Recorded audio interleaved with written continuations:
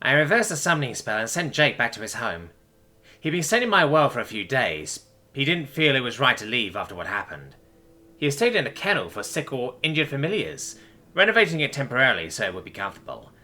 Actually, he convinced the owners of the kennel by paying with his own manor, an arrangement the owners were very happy to agree to. He stayed for about 3 days, and the owners said if he ever needed a place to stay again, they'd be happy to help. I flew home after sending Jake back and prepared to go to sleep. I've been so tired lately. Ever since it happened, I felt absolutely exhausted. I arrived at my home and used magic to open the entrance. I expected it to be dark, but all the lights were still on. Normally the light rays only last an hour or 3, but it had been at least 5 hours since I'd been home. Jake insisted on me coming over, so he could be sure I was alright and had eaten. I heard a clamour from the back of my home just as I closed the entrance. "Oh, sweetie?" a voice called from my sleeping area. My heart started pounding, my chest tightened as I shouted, "Who's there?" for a moment. I thought perhaps it was more nobles come to take some kind of revenge. "Baby, it's me," the voice called out as my mother poked her head out from inside of my canvased-off bed. My body relaxed, but my heart rate was still high. "Mum, what are you doing here?" I questioned. "Me too," another voice called from inside my room. "Dad?" I asked confused, recognizing his voice. I couldn't see myself, but I could feel my feathers were still standing on end, so I relaxed them, and myself, before asking them why they were here. "Why are you here?" "Honey, you're attacked. Why wouldn't we be here?" my mum stated. "Well, yeah, but that was days ago, almost a week. Why now and not then?" I wondered, a bit hot under the collar.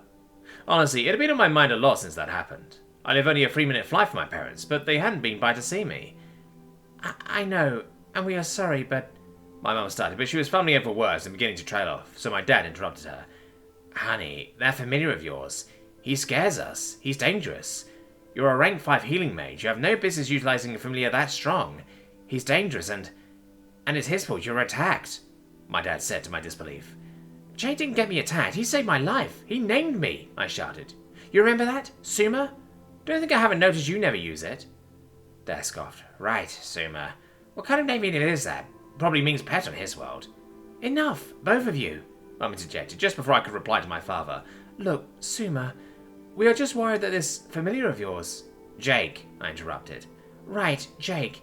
We just think Jake may not truly have your best interests at heart. He's so strong you can practically feel the mana radiating off of him. That's why we think maybe he doesn't understand you just... Well, not to say... Look, what I'm trying to say is..." I cut her off. "You're saying I'm weak and that I can't take care of myself?" No, we aren't saying that at all," Mum started, but Dad cut her off. "That's exactly what we are saying. You're a rank 5 mage, the lowest of the medium ranks, and you're a healer, not even a combat class. You should get rid of that troublemaking monkey and get a familiar that you can actually handle, like a Xanthorax hound or a... Get out! Get out right now!"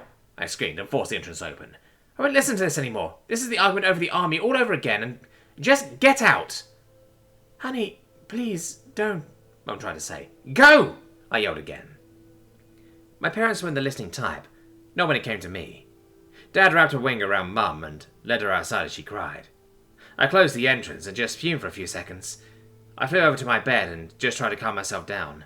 I knew they had no right to talk about Jake, though they had no right to ridicule me, but they always have. I spent several minutes angry, but once that was gone, all I was left with was sadness, and a very large, very empty home.